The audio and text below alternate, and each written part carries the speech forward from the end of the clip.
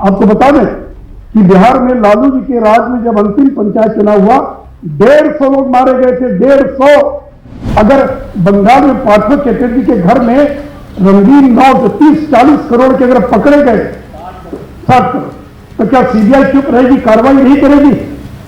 और लालू जी कहते हैं कि मैं फिट कर दूंगा। लालू जी चारा का जो जिन लोगों ने खजाना लूटने का काम किया है उनका नैतिक बल नहीं है कि ईमानदार नरेंद्र मोदी का मुकाबला कर सके।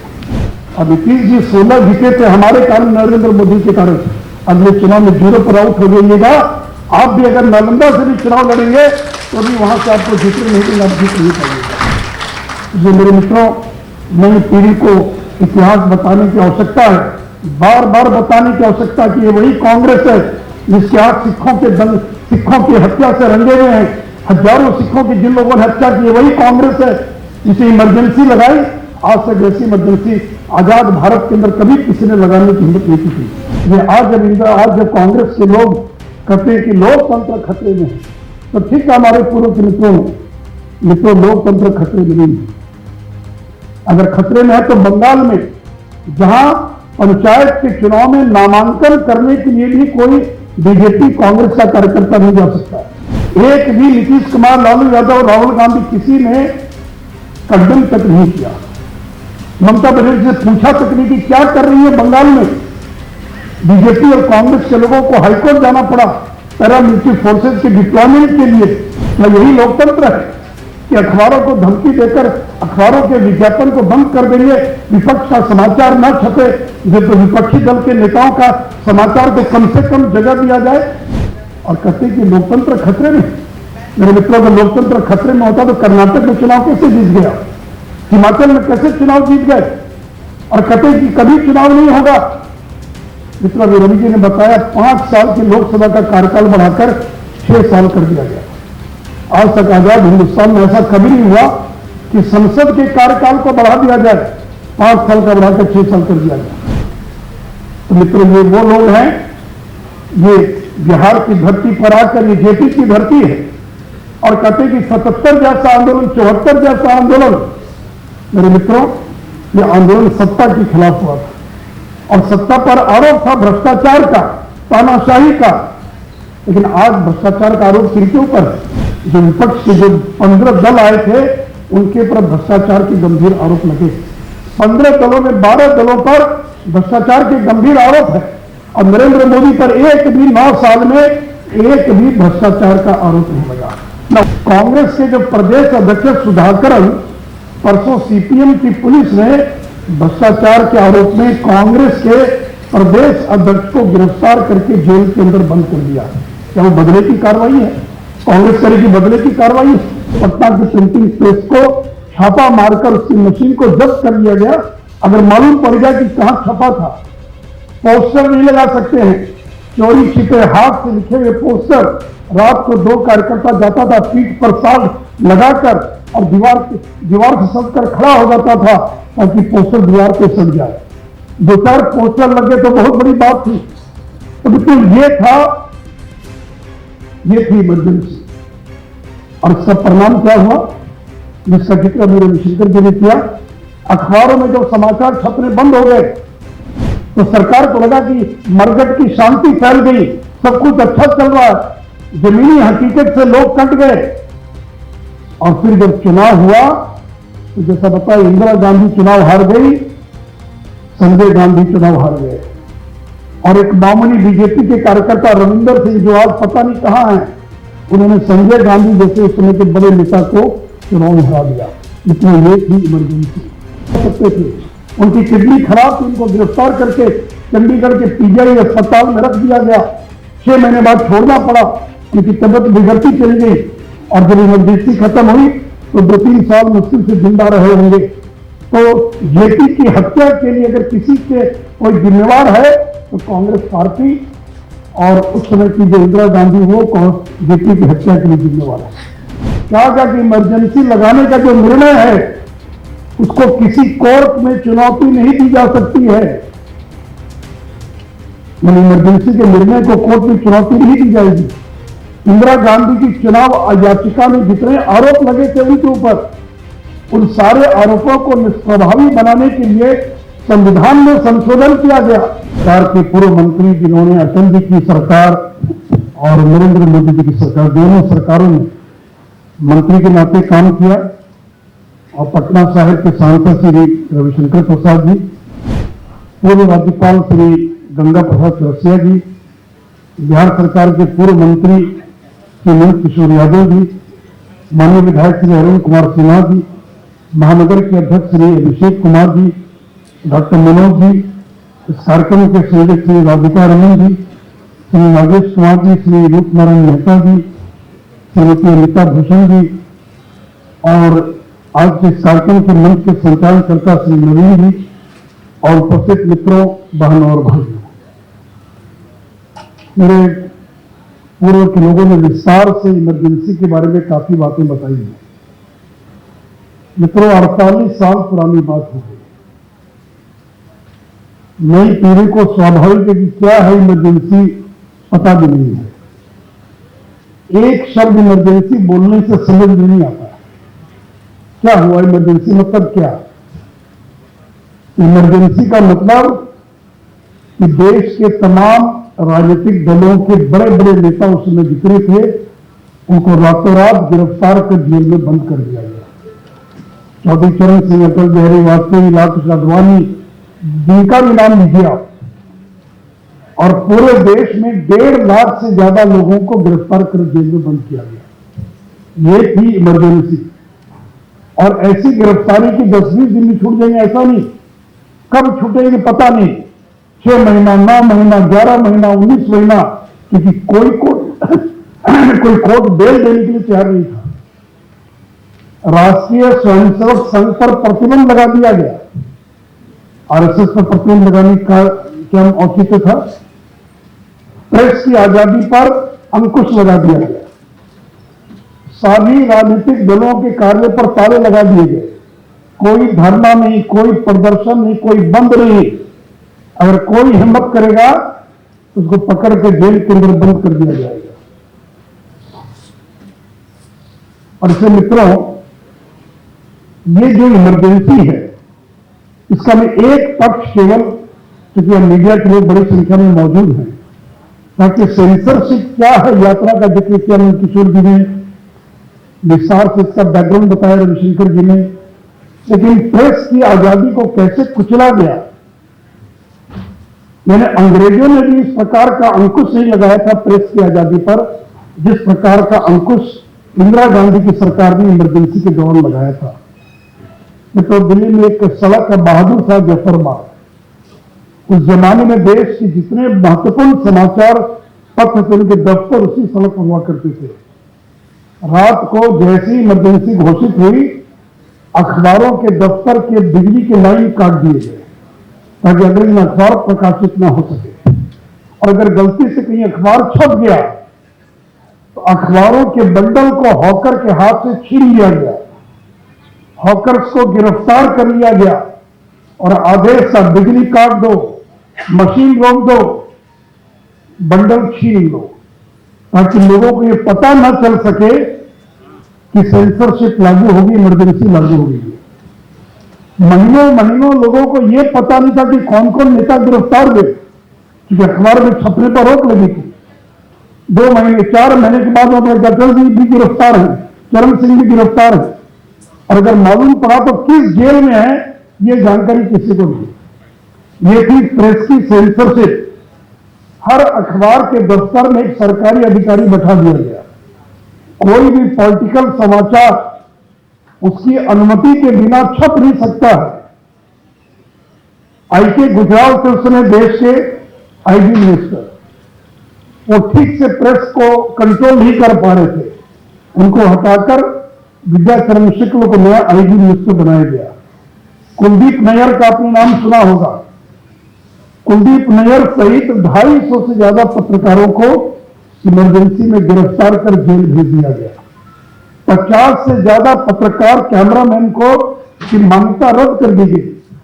प्रेस काउंसिल ऑफ इंडिया को भंग कर दिया गया और बिजली का बकाया, नगर पालिका के बकाये के नाम पर अखबारों के दफ्तरों पर इनकम टैक्स और बाकी के छापे पड़ने लगे। बैंकों को कहा गया कि अखबार को कोई कर्ज नहीं देगा। मैं विस्तार से कल एक ही विषय की चर्चा कर रहा हूं ताकि ये समझ में आए कि जो लोकतंत्र की दुहाई देते हैं उन्होंने अपने समय में लोकतंत्र का किस प्रकार कुचला था। कुछ अखबारों ने हिम्मत करके 26 जून को संपादकीय को ब्लैंक छोड़ दिया, यानी अखबार में संपादकीय की जो जगह होती है वह कुछ नहीं था, खाली जगह अपना विरोध प्रकट करने के लिए आपने जो आजादी पर अंकुश लगाई है हम उसका विरोध करते हैं। एक अखबार ने बड़ी चालाकी से सेंसर अधिकारी की नजर छुपाकर एक शोक संदेश छाप दिया, और शोक संदेश क्या था? आजादी की मां और स्वतंत्रता की बेटी, आजादी की मां और स्वतंत्रता की बेटी लोकतंत्र की 26 जून 1975 को मृत्यु हो गई। ये समाचार शोक संदेश के रूप में अखबार में छपा। मित्रों, पत्रकार बैठे बुरा नहीं मानेंगे, अधिकांश अखबारों ने घुटने टेक दिए। केवल इंडियन एक्सप्रेस के रामनाथ गोयनका, स्टेट्समैन के सीआर ईरानी और कुलदीप नायर जैसे लोग थे जिन्होंने घुटना टेकने से इनकार कर दिया, और उनको किस प्रकार की यात्रा प्रताड़ना उनको दी गई। और इतना ही नहीं, संसद और न्यायपालिका का जो समाचार है वो भी छाप नहीं सकते हैं। अगर संसद का कोई समाचार सरकार के खिलाफ अगर जी ने भाषण किया तो वो समाचार नहीं छपेगा। अगर कोई कोर्ट ने, हाई कोर्ट या सुप्रीम कोर्ट ने कोई ऐसा फैसला दिया जो सरकार के विरुद्ध है तो संसद और न्यायपालिका के समाचारों को भी छापने पर और रोक लगा दी गई। नाली पालकीवाला देश के सबसे बड़े वकील थे, वो इंदिरा गांधी के वकील थे, और इंदिरा गांधी को जो थोड़ी राहत मिली वो उन्हीं के कारण मिली थी। लेकिन जब इमरजेंसी लगी तो नाली पालकीवाला ने इंदिरा गांधी का वकील बनने से इनकार कर दिया, त्याग पत्र दे दिया, लेकिन वो त्याग पत्र का समाचार देश से किसी अखबार में नहीं छापा चुकी, सेंसरशिप लगी हुई थी। भारत में तो अंकुश लगा ही हुआ था। विदेशी अखबार जो दिल्ली, अमेरिका के जो अखबार थे, इंग्लैंड के अखबार थे, वहां समाचार छपने लगे और लोग बीबीसी सुना करते थे। चोरी छिपे एकमात्र, उस जमाना टीवी का जमाना नहीं था, रेडियो का जमाना था, और ऑल इंडिया रेडियो में समाचार आते थे जो सरकार चाहती थी। एकमात्र बीबीसी था जहां लोग चोरी छिपे रात को गांव देहात में बीबीसी सुनते थे, और बीबीसी ने जो कह दिया वही ब्रह्म वाक्य लोग मानते थे। एकमात्र बीबीसी था, और बीबीसी के जो भारत के कॉरेस्पॉन्डेंट थे मार्क टूनी, उनको रातों रात भारत छोड़ने के लिए बाध्य कर दिया गया। न्यूयॉर्क टाइम्स से लेकर जो और बड़े बड़े अखबार थे उनको भारत छोड़ने के लिए बाध्य किया गया। कार्टून और व्यंग छापने पर भी रोक थी, क्योंकि अगर कोई कार्टून छाप दिया जो इंदिरा गांधी का मजाक करते हुए व्यंग अगर छाप दिया तो उस पर भी सेंसरशिप लागू थी। दक्षिण के उस जमाने में एक पत्रिका निकलती जिसका नाम था संघर्ष वीकली। उस संघर्ष वीकली का अपना प्रकाशन बंद करना पड़ा, क्योंकि वो चुटकुले और व्यंग की ही पत्रिका थी, उसको अपना प्रकाशन बंद करना पड़ा। और संघर्ष वीकली के संपादक ने अंतिम जो उनकी पत्रिका थी उसमें लिखा, तानाशाह कभी हंसी स्वीकार नहीं करता है, क्योंकि तब लोग तानाशाह पर हंसेंगे, और फिर संघर्ष वीकली को बंद करना पड़ा। जो समर्थक, जो कलाकार, रेडियो के गायक, जिसका जिक्र अभी रविशंकर जी ने किया, जो सरकार के समर्थक नहीं थे, यूथ कांग्रेस ने जिन लोगों को बुलाया उन लोगों के कार्यक्रम में नहीं गए, उनको ब्लैकलिस्ट कर दिया गया। उस जमाने के सबसे बड़े गायक किशोर कुमार, उनके रोमांटिक गानों के भी प्रसारण पर रोक लगा दी गई। गुलजार की फिल्म आई थी आंधी, और आंधी पिक्चर के अंदर सुचित्रा सेन और संजीव कुमार को इंदिरा गांधी और फिरोज गांधी के रूप में दिखाया गया था, तो गुलजार की फिल्म आंधी को प्रतिबंधित कर दिया गया। एक अमृत महाता हुआ करते थे, कांग्रेस के एमपी थे, उन्होंने एक फिल्म बनाई थी किस्सा कुर्सी का, इसमें शबाना आजमी, राज बब्बर थे, उसके प्रिंट को जला दिया गया। मित्रों, ये थी इमरजेंसी, क्योंकि बिना उदाहरणों के हम समझ नहीं सकते हैं कि इमरजेंसी यानी क्या थी इमरजेंसी क्या, और तब उपाय क्या था जिसका जिक्र अभी नंदकिशोर जी ने किया। कोई अखबार नहीं, कोई टीवी नहीं, कोई रेडियो नहीं, फिर भी गांव गांव तक लोगों को कैसे मालूम पड़ता था? वो गुप्त समाचार निकला करते थे। हैंडल या बांट नहीं सकते। अगर पकड़े गए तो 6 महीने के जेल में बंद कर दी जाएगी। चोरी छिपे कोई प्रेस वाला हैंडल छापने के लिए तैयार नहीं। अगर वीकली कोई 4 पेज का अगर अखबार निकाला उसको छापने के लिए तैयार नहीं थी। लोकवाणी प्रिंटिंग प्रेस आज भी पटना के अंदर मौजूद है। उस लोकवाणी प्रिंटिंग प्रेस जैसे 1 डजन पटना की प्रिंटिंग प्रेस को छापा मारकर उसकी मशीन को जब्त कर लिया गया। अगर मालूम पड़ गया कि कहां छपा था, पोस्टर नहीं लगा सकते हैं। चोरी छिपे हाथ से लिखे हुए पोस्टर रात को 2 कार्यकर्ता जाता था पीठ पर साल लगाकर और दीवार से सटकर खड़ा हो जाता था ताकि पोस्टर दीवार पे सट जाए। 2-4 पोस्टर लगे तो बहुत बड़ी बात थी। तो बिल्कुल ये थी इमरजेंसी। और इसका परिणाम क्या हुआ जिसका जिक्र मेरे रविशंकर जी ने किया। अखबारों में जब समाचार छपने बंद हो गए तो सरकार को लगा कि मरघट की शांति फैल गई, सब कुछ अच्छा चल रहा है। जमीनी हकीकत से लोग कट गए। और फिर जब चुनाव हुआ तो जैसा बताया इंदिरा गांधी चुनाव हार गई, संजय गांधी चुनाव हार गए। और एक मामूली बीजेपी के कार्यकर्ता रविंदर सिंह जो आज पता नहीं कहां है, उन्होंने संजय गांधी जैसे उस समय के बड़े नेता को चुनाव में हरा दिया। इतना ये थी इमरजेंसी। और यात्राओं की बात मित्रों, सबसे ज्यादा गिरफ्तारी बिहार में है क्योंकि बिहार आंदोलन का केंद्र बिंदु था। जयप्रकाश नारायण अगर गिरफ्तार नहीं होते तो और 10 साल जीवित रह सकते थे। उनकी किडनी खराब थी, उनको गिरफ्तार करके चंडीगढ़ के पीजीआई अस्पताल में रख दिया गया। 6 महीने बाद छोड़ना पड़ा, उनकी तबियत बिगड़ती चली गई। और जब इमरजेंसी खत्म हुई तो 2-3 साल मुश्किल से जिंदा रहे होंगे। तो जेपी की हत्या के लिए अगर किसी के कोई जिम्मेवार है तो कांग्रेस पार्टी और उस समय की जो इंदिरा गांधी वो जेपी की हत्या के लिए जिम्मेवार है। तो मित्रों ये थी इमरजेंसी। और जैसा भी बताया रवि जी ने, मैं उसको दोहराऊंगा नहीं कि इमरजेंसी के अंदर संविधान का किस तरह से और गर्दन मरोड़ी गई, संवैधानिक प्रावधानों का किस प्रकार से दुरुपयोग किया गया। क्या गया कि इमरजेंसी लगाने का जो निर्णय है उसको किसी कोर्ट में चुनौती नहीं दी जा सकती है। इमरजेंसी के निर्णय को कोर्ट में चुनौती नहीं दी जाएगी। इंदिरा गांधी की चुनाव याचिका में जितने आरोप लगे थे उनके ऊपर, उन सारे आरोपों को निष्प्रभावी बनाने के लिए संविधान में संशोधन किया गया। उसके लिए पीआर एक्ट में संशोधन किया गया ताकि भूतलक्षी प्रभाव से वो सारे आरोप से वो बरी हो जाए। संसद के अंदर आधे से ज्यादा संसद सदस्यों को पकड़ के जेल में बंद कर दिया गया। हाउस के अंदर आप बोल नहीं सकते हैं, मेंबर वहां मौजूद नहीं थे। प्रश्नकाल को स्थगित कर दिया गया और जबरदस्ती संविधान संशोधन का बिल लाकर तरह तरह के कानून बनाए गए। इसे मित्रों मैं उसके विस्तार में नहीं जाऊंगा। इसे मित्रों जिस प्रकार से, और अगर राष्ट्रीय स्वयंसेवक संघ नहीं होता तो शायद इमरजेंसी का मुकाबला नहीं हो पाता। आरएसएस के कार्यकर्ताओं ने सत्याग्रह किया, लाखों लोगों ने अपनी गिरफ्तारी दी। मैं 19 महीने जेल में था, 5 जेल इमरजेंसी के दौरान मुझे देखने का मौका मिला। मैंने अपनी आंखों के सामने दर्जनों लोगों को मरते हुए देखा। लोग मर गए, बीमार थे, वृद्ध थे, कोई इलाज का उपाय नहीं था। आप जेल में बंद तो कोई मिल नहीं सकता है, आपका पत्र घर जा नहीं सकता है। अगर जाएगा तो सीआईडी उसको चेक करेगा कि आपने कोई ऐसी बात तो नहीं लिखी जो जेल की और सरकार के खिलाफ में हो। आपके जो जेल के पत्र थे उसकी भी सेंसरशिप होती थी। घर मिलने वाले 2 महीने 3 महीने पर डीएम की अनुमति लेकर आप मिल सकते हैं।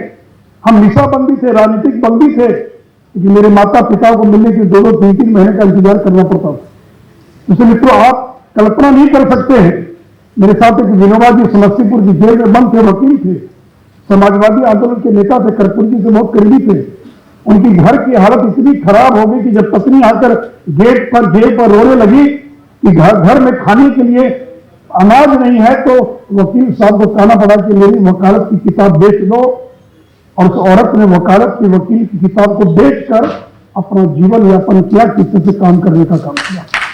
किस तरह की यात्रा, इसलिए आप जो यातनाएं हुई हैं उन यातनाओं की आप कल्पना नहीं कर सकते। मैं हजारीबाग जेल में बंद था। मेरी बहन की शादी थी, अपनी सगी बहन, मुझे सगी बहन की शादी में जाने के लिए छुट्टी नहीं मिली और मैं अपनी सगी बहन की शादी में शामिल नहीं हो पाया। 20 दिनों के बाद छुट्टी मिली चचेरी बहन की शादी के लिए, और जब मैं जेल से निकला तो सोचा कि वहां के कलेक्टर हैं दुर्गा शंकर मुखोपाध्याय से जाकर मिल लूं और मिलकर उनको बताऊं कि जेल में क्या स्थिति है। रिक्शा बाहर लगाकर वो भीतर चला गया कलेक्टर साहब से मिलने के लिए। वो गाड़ी में बैठकर निकल रहे थे, जैसे ही मैं नजदीक आया मैंने कहा कि सर मैं 1 मिनट आपसे बात करना चाहता हूं, मैं जेल से आया हूं। बाहर निकलकर जो मारना पीटना शुरू किया, लात से घुसे से तुम्हारी इतनी मजाल कि तुम समझते नहीं कि मैं डीएमओ जिले का मालिक हूं। एक कैदी की इतनी हिम्मत की चलाया यहां मिलने के लिए, और मार पीट कर फिर कमरे में बंद कर दिया। और 4 घंटे के बाद फिर मैं जेल के भीतर फिर मैं थाना पहुंच गया। मित्रों, यानी इस प्रकार की कितनी यातनाएं कितने लोगों को किस प्रकार का ये थी मित्रों इमरजेंसी। आज जब कांग्रेस के लोग कहते हैं कि लोकतंत्र खतरे में है, तो ठीक है, हमारे पूर्व के मित्रों लोकतंत्र खतरे में नहीं है। अगर खतरे में है तो बंगाल में, जहां पंचायत के चुनाव में नामांकन करने के लिए भी कोई बीजेपी कांग्रेस का कार्यकर्ता नहीं जा सकता। अभी तक 1 दर्जन से ज्यादा लोगों की हत्या हो चुकी। कभी सुना अपने लालू राज में होता था? आपको बता दें कि बिहार में लालू जी के राज में जब अंतिम पंचायत चुनाव हुआ 150 लोग मारे गए थे, 150। और पंचायत के चुनाव में भी नॉमिनेशन में केवल 1 दर्जन लोग मारे जा चुके हैं। कांग्रेस के नेता अधीर रंजन चौधरी को धरना पर बैठना पड़ा। एक भी नीतीश कुमार, लालू यादव और राहुल गांधी किसी ने कंडम तक नहीं किया। ममता बनर्जी से पूछा तक नहीं कि क्या कर रही है बंगाल में। बीजेपी और कांग्रेस के लोगों को हाईकोर्ट जाना पड़ा पैरामिलिट्री फोर्सेज के डिप्लॉयमेंट के लिए। अधीर रंजन चौधरी को मुर्शिदाबाद में धरना पर बैठना पड़ा। यह है लोकतंत्र, और कहते हैं कि लोकतंत्र खतरे में है। मित्र, अभी जब ये विपक्षी दल की एकता की बैठक हो रही थी, रवि जी और हम लोगों ने मिलकर पटना में 100 से ज्यादा होर्डिंग लगाया, लेकिन 2 घंटे के भीतर मुख्यमंत्री के आदेश पर सारे के सारे होर्डिंग उखड़वा कर ट्रैक्टर पर लाद कर हटा दिया गया। यही लोकतंत्र है। कहते हैं कि लोकतंत्र की दुहाई देते हैं। अगर हजारों होर्डिंग में अगर बीजेपी के अगर 50-100 होर्डिंग लग जाते तो आपको उस समय आपको लोकतंत्र याद नहीं आया। और पटना के अंदर 4 बड़े बड़े जो होर्डिंग्स होते हैं डाक बंगला वगैरह बाकी पर, 2 जगह तो होर्डिंग लग गया और लगे हुए होर्डिंग को उतरवा दिया गया। और कहते हैं कि बिहार के अंदर लोकतंत्र है। मेरे मित्रों, मैं जानता हूं कोई अखबार लिखने की हिम्मत नहीं करेगा। बिहार के अंदर अखबारों को धमकी दी जाती है, तुम्हारा विज्ञापन बंद कर देंगे। सम्राट चौधरी का न्यूज छपेगा 4 लाइन, सुशील मोदी का 2 लाइन, और वो भी अगर सरकार के खिलाफ अगर बयान है उसको शाकाहारी बनाकर उसको छापेंगे। कोई ऐसी बात न छाप दे जिससे मुख्यमंत्री नाराज हो जाए। क्या यही लोकतंत्र है कि अखबारों को धमकी देकर अखबारों के विज्ञापन को बंद कर देंगे, विपक्ष का समाचार न छपे, जब विपक्षी दल के नेताओं का समाचार को कम से कम जगह दिया जाए? और कहते कि लोकतंत्र खतरे में। मेरे मित्रों, अगर लोकतंत्र खतरे में होता तो कर्नाटक में चुनाव कैसे जीत गया, हिमाचल में कैसे चुनाव जीत गए, और कहते कि कभी चुनाव नहीं होगा। मित्रों, रवि जी ने बताया 5 साल की लोकसभा का कार्यकाल बढ़ाकर 6 साल कर दिया गया। आज तक आजाद हिंदुस्तान में ऐसा कभी नहीं हुआ कि संसद के कार्यकाल को बढ़ा दिया जाए, 5 साल का बढ़ाकर 6 साल कर दिया गया। तो मित्रों, ये वो लोग हैं, ये बिहार की धरती पर आकर ये जेपी की धरती है, और कहते कि 77 जैसा आंदोलन, 74 जैसा आंदोलन। मेरे मित्रों, ये आंदोलन सत्ता के खिलाफ हुआ था, और सत्ता पर आरोप था भ्रष्टाचार का, तानाशाही का। लेकिन आज भ्रष्टाचार का आरोप किनके ऊपर है? जो विपक्ष के जो 15 दल आए थे उनके ऊपर भ्रष्टाचार के गंभीर आरोप लगे। 15 दलों में 12 दलों पर भ्रष्टाचार के गंभीर आरोप है, और नरेंद्र मोदी पर एक भी 9 साल में एक भी भ्रष्टाचार का आरोप नहीं लगा। न उन पर लगा, उनके किसी मंत्री पर आरोप लगा। तो आंदोलन नरेंद्र मोदी के खिलाफ में होगा कि जो लोग भ्रष्टाचार में आकर डूबे लोग उनके खिलाफ में होगा। और कहते कि बदले की भावना से कार्रवाई हो रही है। केरल में सीपीएम की सरकार है, कांग्रेस के जो प्रदेश अध्यक्ष सुधाकरन, परसों सीपीएम की पुलिस ने भ्रष्टाचार के आरोप में कांग्रेस के प्रदेश अध्यक्ष को गिरफ्तार करके जेल के अंदर बंद कर दिया। क्या वो बदले की कार्रवाई है? कांग्रेस करेगी बदले की कार्रवाई है? अगर बंगाल में पाठक चटर्जी के घर में रंगीन नोट 30-40 करोड़ के अगर पकड़े गए 60 करोड़, तो क्या सीबीआई चुप रहेगी, कार्रवाई नहीं करेगी? और लालू जी कहते हैं कि मैं फिट कर दूंगा। लालू जी चारा का जो जिन लोगों ने खजाना लूटने का काम किया है उनका नैतिक बल नहीं है कि ईमानदार नरेंद्र मोदी का मुकाबला कर सके। और इसे लंबी लंबी बात बोलने से कुछ नहीं होता। इसलिए मेरे मित्रों, लोकतंत्र खतरे में नहीं है, इनका परिवार खतरे में है। और तो ये सम्मेलन जो था पटना के अंदर, ये परिवार को बचाने के लिए था। भ्रष्टाचार में आतंक डूबे लोगों का ये महासम्मेलन था। और 3 दल इसमें ऐसे थे जिनका एक लोकसभा में मेंबर नहीं है। पीडीपी का 0, आरजेडी का 0, एक और पार्टी जिसका 0, यानी 15 में से 11 दल थे, 11 में से 3 दल जिनके मेंबर लोकसभा में 0। तो जिसका 0 मेंबर लोकसभा में वो 303 लोकसभा की सीट वाले नेता को चुनौती दे रहा है कि देख लेंगे। और सीपीआई के 2 एमएलए, आम आदमी पार्टी का 1 एमएलए कर दिया, 1 एमपी, तो जिनके 1 एमपी, 2 एमपी, 3 एमपी, अब नीतीश जी 16 जीते थे हमारे कारण, नरेंद्र मोदी के कारण। अगले चुनाव में 0 पर आउट हो जाइएगा। आप भी अगर नालंदा से भी चुनाव लड़ेंगे तो भी वहां से आपको जिक्र नहीं देना, जीत नहीं पाइएगा। ये मेरे मित्रों, नई पीढ़ी को इतिहास बताने की आवश्यकता है, बार बार बताने की आवश्यकता कि ये वही कांग्रेस है जिसके हाथ सिखों की हत्या से रंगे हुए हैं। हजारों सिखों की जिन लोगों ने हत्या की, वही कांग्रेस है जिसे इमरजेंसी लगाई। आज तक ऐसी इमरजेंसी आजाद भारत के अंदर कभी किसी ने लगाने की हिम्मत नहीं की थी। ये मित्रों, आज के दिन आइए हम संकल्प में इमरजेंसी को इस देश में दोहराने नहीं देंगे। कोई तानाशाह नहीं बन सकता है, कोई संविधान के साथ छेड़छाड़ नहीं कर सकता है, कोई चुनाव और आचरण को खत्म नहीं कर सकता है। और इसलिए मैं अपने आयोजकों को धन्यवाद देना चाहूंगा और मुख्यमंत्री जी को खासकर, जिन्होंने आज के दिन ये प्रमुख सम्मेलन आयोजित कर ताकि लोगों को स्मरण हम कराते रहे। इसलिए तो फिर से एक बार आपसे अपील करता हुआ कि जब 2024 में लोकसभा का चुनाव हो तो लोकतंत्र जिनके कारण खतरे में पड़ गई है, वैसे लोगों को मजा चखाना है। जय हिंद, जय भारत, वंदे मातरम।